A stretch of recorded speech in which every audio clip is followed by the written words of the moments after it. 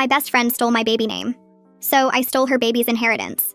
I know you mentioned Celeste, but Ryan and I just fell in love with it, Jenna said at her baby shower, her hand on her 7-month bump. You understand, right? You're not even pregnant yet. I sat there holding the gift I'd brought, a handmade quilt with constellation patterns, specifically chosen because Celeste meant heavenly. I'd shared that name with Jenna 5 years ago, the night my mom died. Mom had always said if she'd had another daughter, she would have named her Celeste. It was sacred to me. Jenna knew all of this. Besides, Jenna continued, cutting her cake, you can still use it for a middle name or something. The other shower guests shifted uncomfortably. Everyone knew Jenna and I had been inseparable since college. Everyone also knew I'd been trying to conceive for 3 years, while Jenna got pregnant within 2 months of trying. Sure, I managed to say. It's a beautiful name. What else could I say? Make a scene at her baby shower? Demand she change her mind? The damage was done. 2 months later, baby Celeste was born. Jenna plastered social media with photos. Our little star, she captioned everything, using the celestial theme I'd described to her, the constellation nursery I'd planned. The star-themed monthly photos I'd dreamed about. All of it, stolen. Then, 4 months after Jenna's daughter was born, I finally got my positive test. I didn't tell anyone except my husband, Dean, for the first trimester. Not even Jenna, who texted constantly asking why I was being distant. The second trimester ultrasound revealed we were having a girl. Dean squeezed my hand. What about Eleanor? He suggested gently. Your grandmother's name? Maybe, I said, but my mind was somewhere else entirely. 2 weeks later, I ran into Jenna's mother-in-law, Diane, at the grocery store. We'd met several times at Jenna's events. How's Jenna? I asked politely. Diane's face tightened. Fine, though I'll never understand why she refused to use my mother's name. 3 generations of tradition. Broken. She shook her head. Margaret Rose. Every firstborn daughter in our family for 100 years. But Jenna said it was outdated. I knew this story. Jenna had ranted about it for years. How Ryan's family pressured her to continue the tradition. How his grandmother had even offered to pay for college if they used the name. How Diane brought it up every holiday, every birthday, every chance she got. Jenna called it her nightmare name, because she knew Diane would never let it go. Such a beautiful name, I said carefully. Full of history. Diane's eyes actually misted. My mother was Margaret Rose. I'm Margaret Rose, though I go by Diane. Ryan's sister plans to use it someday, but she's not even married. The tradition might die with me. That evening, I told Dean about the conversation. He looked at me suspiciously. You're not thinking what I think you're thinking. Margaret Rose is a beautiful name, I said innocently. Classic. Timeless. We could call her Maggie. The thing is, I genuinely did fall in love with the name. The more I said it, the more right it felt. Margaret Rose. Maggie. It was elegant but approachable. Strong but feminine. Everything Jenna had said she hated about it, I loved. We didn't announce the name until the birth. When Margaret Rose arrived, healthy and perfect, I posted one simple photo with her name, no explanation, no tags, just the announcement. My phone exploded within an hour. Jenna called 15 times. I didn't answer. She texted, "Are you serious right now?" Then, "You know what that name means to Ryan's family." Then, "This is insane. You're not even related to them." Finally, "Please call me." I responded once. "Congratulations on your daughter Celeste. I'm sure you understand that Dean and I just fell in love with Margaret Rose. You're right though. Names can't be claimed. Thanks for teaching me that." The real chaos started when Diane found out. Ryan's mother sent us a gorgeous antique silver rattle that had belonged to the original Margaret Rose. She posted about her honorary granddaughter carrying on the family tradition. She sent heirloom clothes, family photos, a hand-embroidered christening gown that had been worn by every Margaret Rose for a century. Jenna was livid. She texted, "She brings up your daughter at every family dinner. But here's the thing. Maggie really did become part of Ryan's extended family in a weird way. Diane invites us to holiday dinners, where Maggie is treated like royalty, while Jenna seethes. And what shocked us was when the family matriarch sent Maggie a trust fund announcement on her first birthday, something she'd promised for the next Margaret Rose. 3 days after posting about the trust fund, my phone rang with Diane's number. She didn't even say hello before launching into how Maggie absolutely needed to come to Sunday dinner to meet her cousins and see all the family photos of the Margaret Roses through the years. I said yes because some part of me wanted to see this whole thing through to wherever it was going. Dean looked up from his laptop when I hung up and gave me this look that said he wasn't sure this was a good idea, but he didn't say anything out loud. Sunday came fast, and we drove to Diane's house with Maggie in her car seat, my stomach doing weird flips the whole way there. The house was packed with Ryan's extended family when we arrived. Aunts and uncles and cousins I'd only met once or twice at Jenna's wedding years ago. Everyone wanted to hold Maggie and take pictures with her and talk about how she was carrying on such an important tradition. Diane had set up this whole display of framed photos showing every Margaret Rose going back to the original one from the 1920s, and she kept pointing out features Maggie supposedly shared with each of them. Ryan's mom walked me through the whole family tree like I was already part of it, and honestly it felt good to be welcomed so completely. even though I knew why it was happening. Then I saw Jenna sitting in the corner of the living room holding Celeste, not talking to anyone, just staring at her phone. She looked up once when someone laughed really loud at something Diane said about Maggie, and the expression on her face made my chest hurt in a way I hadn't expected. Ryan's sister came over to where I was standing near the photo display and made this comment about how it's nice when family traditions actually mean something to some people, and the whole room went quiet for a second. I wanted to disappear into the floor because even though I'd wanted Jenna to feel bad, watching it happen in real time was different from I'd imagined. Diane jumped in quickly to change the subject, asking if anyone wanted more food, and the conversation started back up, but it felt forced now. About an hour later, Jenna stood up suddenly and said something about Celeste being fussy and needing to go home. Ryan looked confused because Celeste had been sleeping fine, but he got up and started gathering their stuff without arguing. I followed them out to help carry things to the car, telling myself I was just being polite, but really I wanted to see if Jenna would say anything to me. She didn't look at me once while Ryan loaded the diaper bag and car seat. Then I saw her face as she climbed into the passenger seat and realized she was crying, trying to hide it but not doing a great job. Ryan closed her door and nodded at me before getting in the driver's side, and they pulled away while I stood there in the driveway holding a casserole dish someone had handed me. For the first time since I'd announced Maggie's name, I felt something other than satisfaction, this weird twist in my stomach that might actually be guilt. I went back inside and finished the dinner, smiling and accepting compliments about Maggie, but that image of Jenna crying kept popping into my head. Dean brought it up on the drive home, asking if I was really okay with how everything had played out. I snapped at him that Jenna deserved this after what she did to me, after she took the name I'd shared with her the night my mom died. He just nodded and went quiet, didn't push me or argue, which somehow made me feel worse than if he'd gotten mad. The next week, my phone completely exploded with messages from our mutual friends. Half of them thought I was a genius for the Margaret Rose move, sending laughing emojis and saying Jenna had it coming. The other half thought I'd gone way too far, that revenge was one thing, but involving Ryan's whole family and a trust fund was crossing a line. Everyone wanted details about how much money was in the trust, and whether Diane knew I'd done this on purpose. I realized pretty quickly that our private revenge situation had turned into public entertainment for our entire friend group, with people taking sides and gossiping about it like we were characters in a show.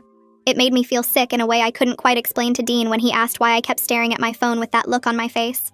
Then Jenna's sister messaged me asking if we could talk, saying Jenna was really struggling, and their family was getting worried about possible postpartum depression. I stared at that message for like 20 minutes before responding that I'd meet her for coffee. I told myself I wasn't a complete monster, that I could at least hear her out, even though I was still angry about everything Jenna had done.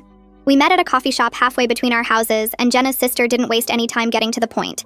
She explained that Jenna was crying all the time, wouldn't go to any family events with Ryan anymore, and kept apologizing to him about the whole name thing, even though it was too late to change it. She asked if there was any way to fix this situation, and I honestly didn't know what to tell her. I sat there stirring my coffee and trying to figure out what fixing it would even look like at this point, because Maggie's name was Maggie's name, and the trust fund was already set up. Jenna's sister left after about 30 minutes, looking disappointed that I didn't have any answers for her, and I drove home feeling more confused than ever about whether I'd actually won anything. The hollow feeling in my chest got worse over the next few days until I finally told Dean I thought I needed to talk to someone professional about all this. He found a therapist named Adriana Moses who had good reviews and could see me pretty quickly. I went to my first appointment not really sure what I was supposed to say, but Adriana made it easy by just asking me to tell her what brought me in.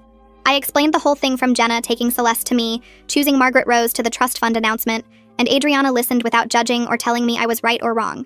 At my second session, she asked me what I'd actually wanted from this whole situation, and I had to think about it for a while. I realized I'd wanted Jenna to understand how much she'd hurt me, to really get what it felt like to have something precious stolen. But sitting there in Adriana's office, I had to admit that understanding and public humiliation weren't the same thing, and maybe I'd gone further than I needed to. The satisfaction I'd expected from the revenge just wasn't showing up, and instead I kept replaying that moment of Jenna crying in the driveway, wondering if I'd become the villain in someone else's story instead of the hero in mine. Then Diane called again to invite us to Thanksgiving, making it really clear that this was a Margaret Rose family tradition, and Maggie needed to be there.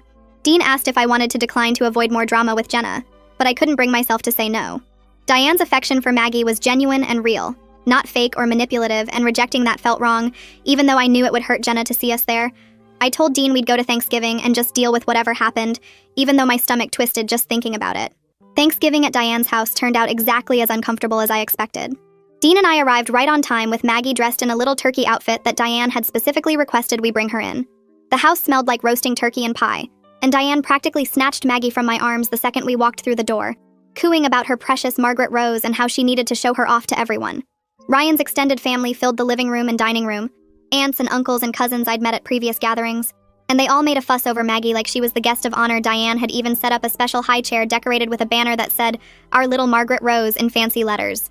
I caught Dean giving me a look that said this was way more intense than either of us anticipated, but we went along with it because Diane's excitement felt genuine even if the situation was weird.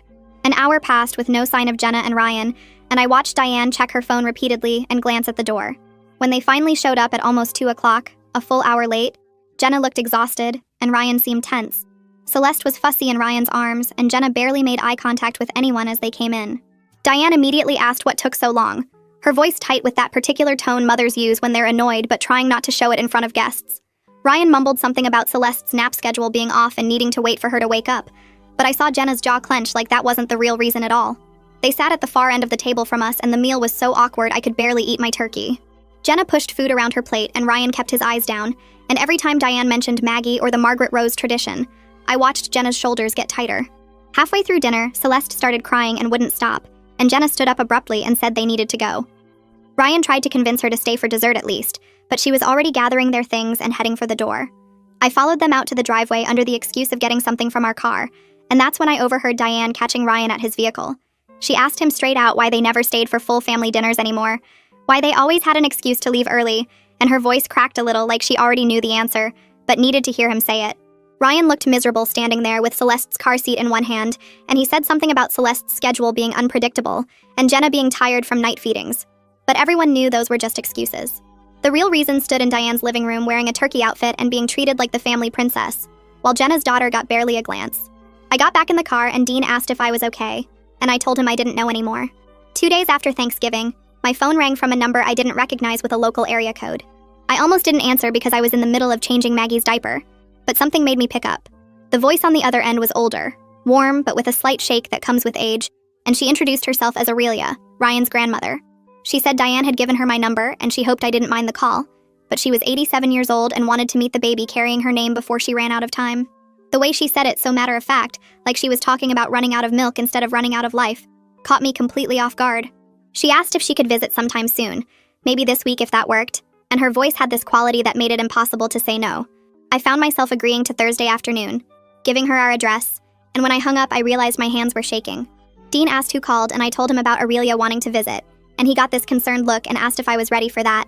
I wasn't sure what being ready would even look like, but I said yes anyway because turning down an 87-year-old woman who wanted to meet her namesake felt wrong regardless of how we got here. Thursday came faster than I expected, and I spent the morning cleaning the house like Aurelia was going to inspect it with white gloves.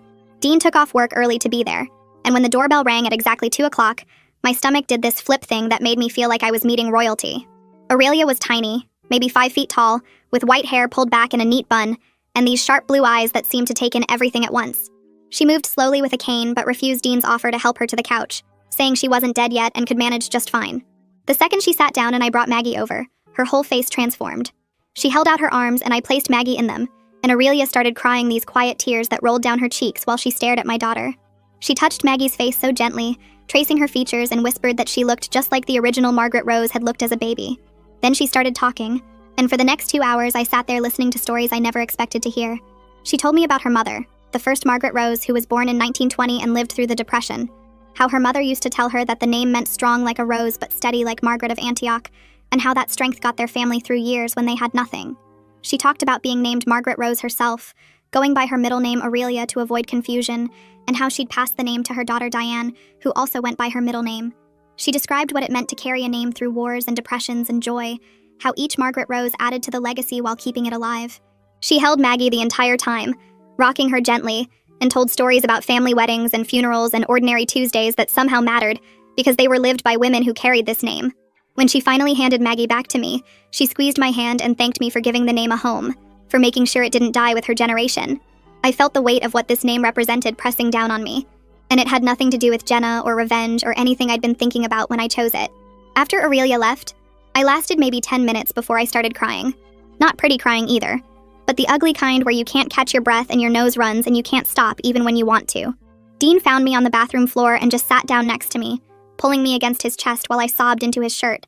I told him I chose this name to hurt Jenna, not to honor a century of family history, not to carry on something that meant everything to people I didn't even know.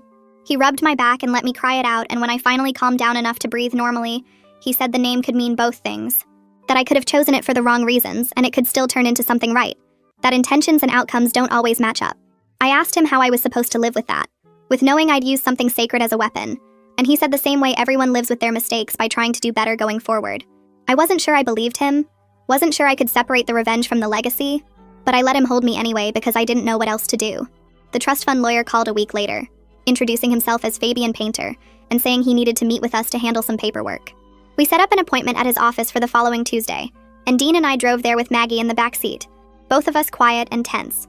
Fabian's office was in one of those old buildings downtown with wood paneling and leather chairs that smelled like old books. He was maybe 60, with gray hair and reading glasses, and he laid out a stack of documents on his desk that looked intimidating. He explained that Aurelia had set up the trust fund almost 20 years ago, back when Diane was pregnant with Ryan, specifically for whoever carried on the Margaret Rose name. The fund had been growing all this time, invested carefully, and was now worth just over $200,000. Fabian went through the terms carefully, explaining that Maggie would have access to the money for college expenses, starting a business, or buying a home, with specific distributions at ages 18, 25, and 30. He said Aurelia had been very specific about wanting the money to help the next Margaret Rose build a good life, to give her opportunities that previous generations hadn't had. As he talked, I felt the situation getting more and more complicated, felt the weight of this gift that came from my worst impulses. Dean squeezed my hand under the table and I squeezed back, and we signed all the papers that made Maggie's future more secure while making my guilt heavier. 3 months passed with no contact from Jenna, and I'd started to think maybe that was just how things would be now. Former best friends who avoided each other in our small town. Then my phone buzzed with a text from her number. Just 3 words. Can we talk? No question mark, no explanation, just those 3 words that made my heart start racing. I stared at my phone for 20 minutes, reading and rereading the message. My thumb hovering over the keyboard. Dean asked what was wrong, and I showed him the text, and he said I should do whatever felt right, but that he'd support me either way. I finally typed back that I was willing to meet, and my hands shook so badly I had to retype it twice to fix the typos. She responded immediately with a suggestion to meet at Riverside Park, halfway between our houses, the next day at 10. I agreed and spent the rest of the night unable to sleep, playing out 100 different versions of what she might say, and what I might say back. The park was almost empty when I got there. Just a few joggers and one older man walking his dog. I pushed Maggie's stroller along the path until I saw Jenna coming from the other direction with Celeste's stroller, and we both stopped about 10 feet apart like we needed that buffer zone. For 5 full minutes, neither of us said anything. Just stood there pushing our strollers back and forth slightly, the way you do to keep babies calm. I studied the ground, the trees, anything but Jenna's face, and I could tell she was doing the same thing. Finally, she took a breath and said she was sorry, really sorry, and the words came out rushed like she'd been practicing them. She said she didn't understand what the name meant to me until she watched me take something that meant everything to Ryan's family, until she saw how it felt to have something precious stolen. Her voice cracked on the last word, and I finally looked up at her, saw that she'd been crying before she even got here. I wanted to stay angry, wanted to hold on to the righteous fury that had fueled me for months, but standing there looking at her swollen eyes and slumped shoulders, I couldn't find it anymore. I told Jenna I was sorry too, and the words felt strange coming out, but true at the same time. I said I wanted to hurt her the way she hurt me, that I'd succeeded, but it didn't feel the way I thought it would. She started crying harder, and I started crying too, and we stood there in this park with our sleeping babies between us, both of us crying over the mess we'd made of everything Celeste stirred in her stroller, and Maggie made a little sound, but neither of them woke up, tiny and oblivious to their mothers falling apart 10 feet away from each other. I grabbed tissues from my diaper bag and handed one to Jenna, and we both laughed a little at how ridiculous we must look, 2 grown women sobbing in a park on a Tuesday morning. After we both calmed down, Jenna started talking again, and this time her voice was steadier. She admitted she took the name Celeste because she was jealous of my relationship with my mom, jealous of how I had these deep, meaningful stories and connections, while her own mom was distant and critical. She said she wanted something that felt that meaningful, that carried that kind of weight, and she didn't think about whether I'd actually have a daughter, or whether it would matter years later. She called it thoughtless and selfish and said it didn't excuse what she did, but at least explained it. I listened and felt something shift in my chest. Not forgiveness exactly, but understanding maybe. The kind that comes from seeing someone's ugly truth and recognizing it's not that different from your own. I told her I got it, that I'd done the same thing in reverse, taken something meaningful to hurt her without thinking about all the other people it would affect. We were both quiet for a minute, watching our daughters sleep, and I thought about how we'd both weaponized names that should have been about love and legacy. We ended up talking for almost 2 hours, really talking the way we used to before everything got broken. We agreed our friendship probably couldn't go back to what it was, that there was too much damage and too much hurt on both sides. But we also agreed that maybe we could find a way to be civil, maybe even friendly eventually, especially since our daughters would grow up in the same community and probably end up in the same schools. Jenna said she didn't want Celeste and Maggie to inherit our drama, to grow up with this weird tension neither of them caused. I agreed and said we owed it to them to at least try to be adults about this, even if being best friends again wasn't possible. When we finally said goodbye, Jenna reached out and squeezed my arm, and I squeezed back, and it felt like an ending and a beginning at the same time. That evening at home, Dean looked up from feeding Maggie when I walked through the door, and I could see the question in his face before he even asked how it went. I sat down at the kitchen table and told him everything, the crying and the apologies and the agreement to try being civil for our daughters. He put down the baby spoon and reached across to squeeze my hand, his shoulders dropping like he'd been holding tension for months. He said he hated watching me carry all that anger around, that it changed me in ways I probably didn't even notice. He thought Maggie deserved to grow up without inheriting our drama, without absorbing the bitterness between her parents and Jenna's family. I nodded because he was right, even though part of me still wanted to hold on to the satisfaction of my revenge. 2 weeks later, Diane called asking if we'd come to Christmas dinner, and mentioned she'd invited Jenna and Ryan too. I texted Jenna before responding, asking if she felt okay about both families being there. She took an hour to reply but finally said yes, that we had to start somewhere, and a big family gathering might be easier than something intimate. I called Diane back and accepted, my stomach twisting at the thought of navigating a holiday meal with everyone watching to see if Jenna and I would explode at each other.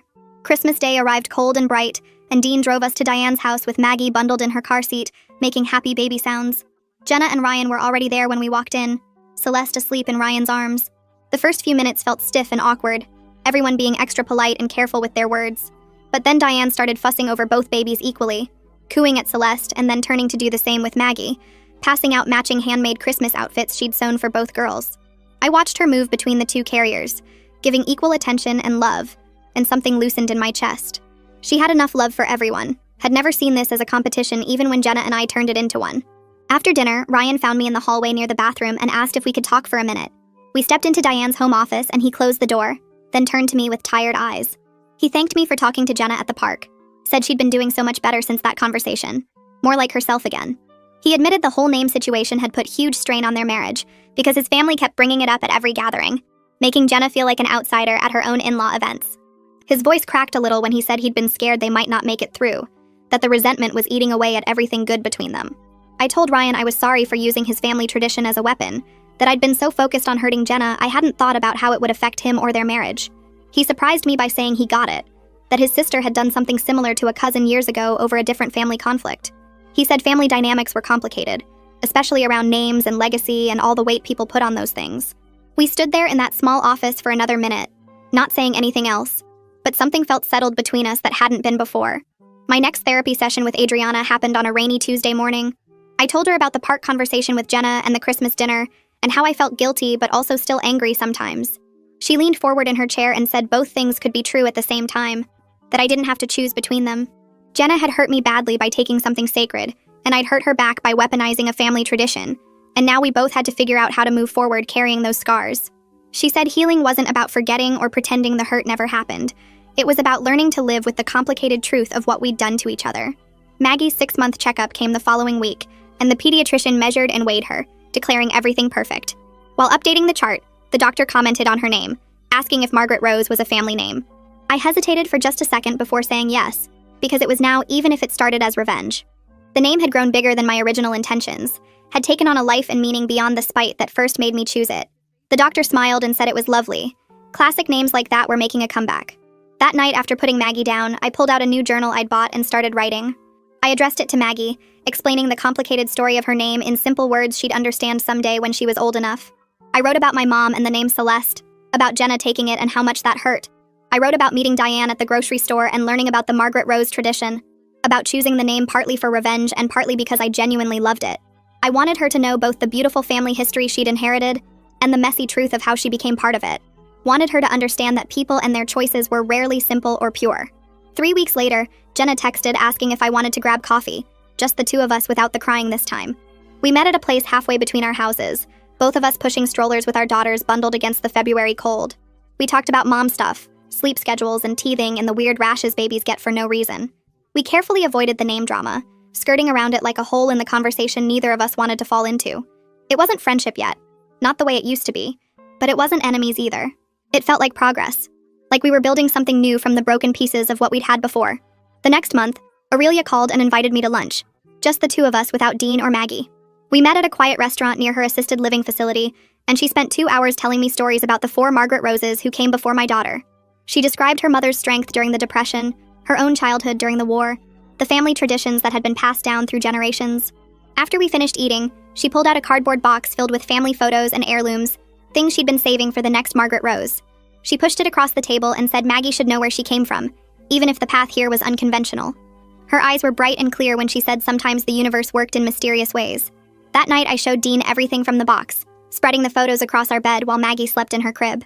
We looked at pictures of women who carried this name through a century of history, through wars and peace and ordinary life. There were letters and baby clothes and a silver brush set that had belonged to the first Margaret Rose. Dean picked up a photo of Aurelia as a young woman holding her own daughter, and his eyes got wet. He said maybe the universe really did work in mysterious ways, bringing Maggie into this legacy even through my revenge, turning something born from hurt into something beautiful and lasting. The next week, our friend Sarah texted inviting us to her daughter's 2nd birthday party. She mentioned that Jenna and Ryan were coming too, the first time anyone had tried putting us in the same room since everything happened. Dean asked if I wanted to skip it, but I said we should go because avoiding each other forever wasn't realistic when we lived in the same town and had the same friends. The party was at a park with a bounce house and face painting, and when we arrived, Jenna was already there pushing Celeste on the baby swings. We made eye contact across the playground, and both did this awkward half-wave thing before focusing hard on our daughters. I spent most of the party talking to other moms about sleep training and teething, making sure to stay on the opposite side of the playground from Jenna. When the cake came out, we ended up standing near each other in the crowd, and I could feel the other parents watching us like we might start fighting, but we just sang happy birthday with everyone else, fed our babies tiny pieces of cake and wiped frosting off their faces. On the drive home, Dean said that went better than expected, and I agreed, even though my shoulders had been tense the entire time. 2 days later, Diane called asking if I'd bring Maggie to her weekly grandmother's group on Thursday mornings. She explained that she met with 5 other grandmas at a coffee shop, and they all brought photos of their grandkids, and she really wanted to show Maggie off in person. I hesitated because it felt weird, but Diane sounded so excited that I agreed to come once and see how it went. Thursday morning, I dressed Maggie in one of the heirloom outfits Diane had sent, a little white dress with pink flowers that had belonged to the first Margaret Rose. At the coffee shop, Diane introduced me to her friends, and they all cooed over Maggie, passing her around and taking turns holding her.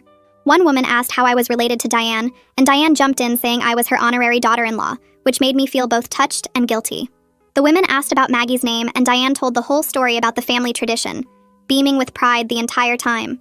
Watching her show off photos on her phone and brag about Maggie to her friends, I felt grateful that something good came from my messy revenge, even if the motivation had been terrible at the start. The following week, Jenna texted me directly for the first time in months. She asked if maybe our daughters could have a playdate sometime. Just the 4 of us without Dean or Ryan or any extended family around. I stared at my phone for a full minute, surprised she was reaching out. Part of me wanted to say no because things were still complicated and awkward, but another part was curious if we could build something new from the broken pieces of our friendship. I texted back that I was willing to try to. We made plans for the next Saturday at a neutral park halfway between our houses. Saturday morning, I was nervous driving to the park, not sure what to expect or how to act. Jenna was already there when I arrived, sitting on a bench with Celeste in a stroller. We said hi and spread out a blanket in the grass, then put both babies down with some toys between them. For the first 10 minutes, we mostly just watched the girls, making small comments about how Celeste was trying to grab everything and how Maggie kept rolling onto her stomach. Then we started talking about real stuff like how neither of us was sleeping more than 3 hours at a time, and how pediatricians always made us feel like we were doing everything wrong. Jenna laughed when I described Maggie's blowout at the grocery store last week, and I laughed when she told me about Celeste screaming through an entire Target trip. We carefully avoided talking about the name drama or Ryan's family or anything heavy, just stuck to the daily struggles of keeping tiny humans alive. When it was time to leave, Jenna stood up and hugged me, and for a second it almost felt normal, like maybe we could find our way back to something resembling friendship, even if it would never be exactly what we had before. 3 weeks later, Ryan's whole extended family gathered for Aurelia's 88th birthday at a big community center they'd rented. Dean and I weren't sure if we should go since it was a family event, but Diane insisted and said Aurelia specifically wanted Maggie there. When we arrived, the place was packed with at least 50 people, multiple generations of Ryan's family all celebrating together. Aurelia sat in a big chair in the middle of everything, wearing a purple dress and a birthday crown, looking tiny but fierce. After lunch, someone announced they were doing a special family photo with all the Margaret Roses, and Aurelia waved me over. A professional photographer had set up lights and a backdrop, and I stood there holding Maggie while Diane and 2 other women I'd never met lined up beside us. The photographer arranged us by age with Aurelia in the center, and I felt completely overwhelmed realizing I was now part of this century-old tradition. Through the messiest possible path, Aurelia held Maggie for one of the photos, and watching her cradle my daughter with such obvious joy made my throat tight. After the photos, Ryan's sister found me by the dessert table. She introduced herself as Nicole and said she wanted to apologize for some of the pointed comments she'd made at that first dinner when Maggie was a newborn. She explained that she'd always planned to use Margaret Rose for her own future daughter someday, had been planning it since she was a teenager. But seeing how happy Aurelia was about Maggie, how the name had found its way to a baby who would actually be raised knowing and loving this family history, made her realize the name had found the right home. She said she'd pick something else when she eventually had kids, and she seemed genuinely at peace with it.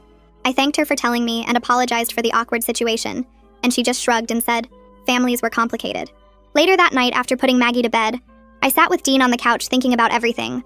I told him how weird it was that so many people had claims or plans for this name, from Diane wanting to continue the tradition, to Nicole planning to use it to Jenna being pressured about it for years. Somehow Maggie ended up with it through the absolute messiest path possible, born from my hurt and anger, but landing her in this whole legacy she'd carry forward. Dean laughed and said she'd have one hell of a story to tell someday, when she was old enough to understand it all, and he wasn't wrong about that. The next Tuesday, I had my regular session with Adriana. We'd been working on processing everything that happened, and that day we talked specifically about forgiveness. She asked if I'd forgiven Jenna for taking the name Celeste, and I said I was working on it, but it still hurt when I thought about it too much. Then she asked if I'd forgiven myself for the revenge, for deliberately choosing a name I knew would cause problems. That question hit harder because I hadn't really thought about forgiving myself, had been so focused on whether what I did was justified. Adriana pointed out that I could acknowledge I acted from a place of deep hurt, while also taking responsibility for the pain I caused Jenna and the chaos I created in Ryan's family. She said both things were true at the same time, that I was both the person who got wronged and the person who wronged someone else back, and learning to hold both truths was part of growing up and becoming better. 2 weeks after that therapy session, my phone rang while I was making dinner. It was Jenna, and when I answered, she was crying, but in a happy way. She said Celeste had just said her first word, which was mama, and she'd immediately wanted to call and share it with someone who would really understand how big that moment felt. We talked for 20 minutes about first words and milestones and how fast they were growing, and the whole conversation felt easy and genuine in a way nothing had felt between us in over a year. The fact that she'd called me, that I was the person she wanted to share that moment with, felt like a real turning point. Not back to what we were before, but forward into something new we were building together. That same week, Dean came home from work grinning and announced he'd gotten the promotion he'd been hoping for. We celebrated by ordering expensive takeout and opening a bottle of wine after Maggie was asleep. Then Dean pulled out his laptop and showed me something he'd been researching, a college savings plan separate from the trust fund Aurelia had set up. He said Maggie should have opportunities that came from us too, not just from the complicated legacy attached to her name. We spent an hour setting up the account and making our first deposit, and it felt good to be giving her something that had nothing to do with revenge or family drama, just her parents planning for her future. A few days later, I sat down and wrote Aurelia a long letter, thanking her for everything she'd done for Maggie. I told her how much it meant that she welcomed us so completely into the family history and shared all those stories about the Margaret Roses who came before. I explained that I wanted her to know how grateful we were, not just for the trust fund, but for making Maggie feel like she truly belonged to this legacy. Her response came in the mail 2 weeks later, written in shaky handwriting that made my throat tight. She said that Margaret Rose names have always found their way to the right babies, that somehow the universe guides these things even when people think they're making choices for the wrong reasons. She wrote that she believed Maggie was meant to carry this name forward, and that watching our family become part of their tradition brought her more joy than I could imagine. I cried reading it and put the letter in Maggie's baby book so she'd have it someday. The following Tuesday, Jenna texted asking if I wanted to try a mom and baby yoga class with her. I almost said no out of habit, but something made me agree. We met at the studio with both girls, and the class itself was fine. Nothing special, just a bunch of tired moms trying to stretch while babies crawled around the mats. Afterward, we grabbed smoothies at the place next door, and the woman working there messed up both our orders completely, giving us green drinks that tasted like lawn clippings mixed with sadness. Jenna made a face and said something about how the instructor kept calling it sacred mama time, while her own baby was literally eating yoga mat foam, and I just lost it laughing. She started laughing too, and we sat there cracking up about the whole ridiculous experience, and it felt easy and light in a way nothing had felt between us in over a year. Walking to our cars, Jenna said she'd miss this. Miss just being able to laugh with me about stupid stuff, and I realized I'd missed it too. 2 weeks before Maggie's first birthday, Diane called asking if she could throw a party for her. She wanted to invite the whole extended family and make it special since it was the first birthday for the newest Margaret Rose. I checked with Jenna first, not wanting to blindside her, and she said they'd come, that Celeste should be there too. The party was at Diane's house with decorations everywhere and more food than 20 people could eat. Ryan's cousins came with their kids, and his sister brought her boyfriend, and Aurelia sat in the best chair watching everything with this huge smile on her face. Jenna and Ryan showed up right on time with Celeste, who'd gotten so big since I'd last seen her. Watching our daughters play together on the floor, passing toys back and forth in that weird baby way where they don't really interact but exist near each other, I thought about how they'd grow up knowing each other.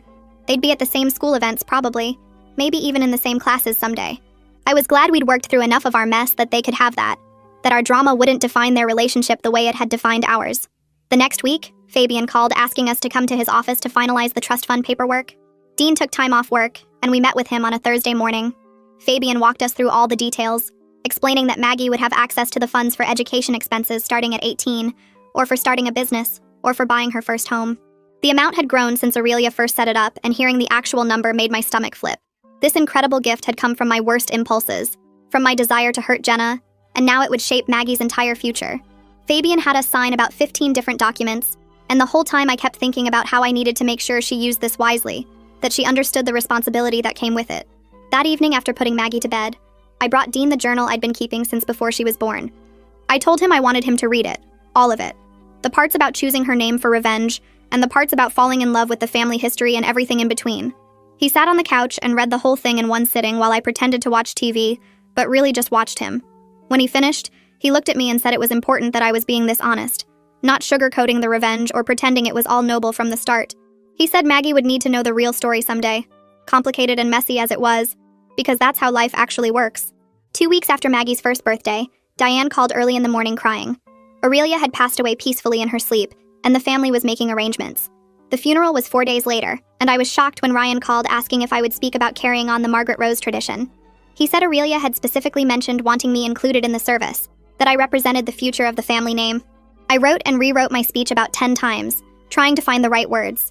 At the funeral, I stood up in front of everyone and talked about legacy and second chances, and babies who bring families together in unexpected ways. I talked about how Aurelia taught me that names carry history forward, and that sometimes the path to belonging is stranger than anyone plans. My voice shook the whole time, but I got through it, and afterward people hugged me like I was actually part of the family. A week later, the lawyer handling Aurelia's estate called us in for the will reading. She'd left specific items to different family members, and when he got to Maggie's part, he pulled out a small velvet box. Inside was a gold locket with photos of all 5 Margaret Roses, tiny perfect pictures including one of Maggie from her birthday party. The inscription on the back said, "For the girl who brought the name home," and I started crying right there in the lawyer's office. Aurelia had seen past my revenge to something bigger, had recognized that despite my messy motives, Maggie really did belong to this legacy Dean drove home because I couldn't stop crying, and we put the locket in the safe to give Maggie when she was old enough to understand what it meant. After the funeral, Jenna texted asking if I wanted to get coffee, and we met at the place halfway between our houses again. She told me that watching how Aurelia loved Maggie, how the whole family embraced her, helped her understand what family legacy really means. She said it's not about obligation or pressure like she'd always felt from Diane, but about belonging and connection and being part of something that stretches across time. Then she said something that surprised me, that she was genuinely glad the name went to someone who'd be surrounded by that history and love, that maybe it was meant to work out this way, even if we got there through hurt and anger. 6 months passed with things feeling almost normal between us. We did play dates every few weeks, texted about mom stuff, and slowly rebuilt something that felt like friendship, even though it was different from before. Then one Tuesday, Jenna called and asked if she could come over. She showed up with Celeste and this nervous energy, and finally she told me she was pregnant again. She was barely 8 weeks along, but she wanted me to know, wanted to ask my opinion on names this time instead of just deciding on her own. We spent the whole afternoon going through baby name books and websites, throwing out options and laughing at the weird ones and actually talking through what felt right. She said she wanted something meaningful but not loaded with family drama, and I helped her narrow it down to a few favorites that felt fresh and completely theirs. Leaving, she hugged me tight and said she was glad we found our way to this, to a new kind of friendship that was different from before, but real and honest. At 14 months, Maggie took her first wobbly steps across our living room. Dean and I both cheered like she'd won an Olympic medal, and she looked so proud of herself before falling on her diaper-padded bottom. Watching her try again, determined to make it to the couch, I thought about the whole journey from revenge to this moment. I couldn't say I regretted choosing her name because it brought us Diane and Aurelia and the trust fund, and eventually a path back to Jenna. Sometimes the messiest choices lead to the most unexpected blessings, and I was learning to make peace with all of it. The hurt and the healing, the revenge and the redemption, the way life rarely works out clean and simple like you plan. Maggie pulled herself up and took 3 more steps before Dean caught her, and her laugh filled the whole house with joy that had nothing to do with names or drama or anything except being loved completely for exactly who she was.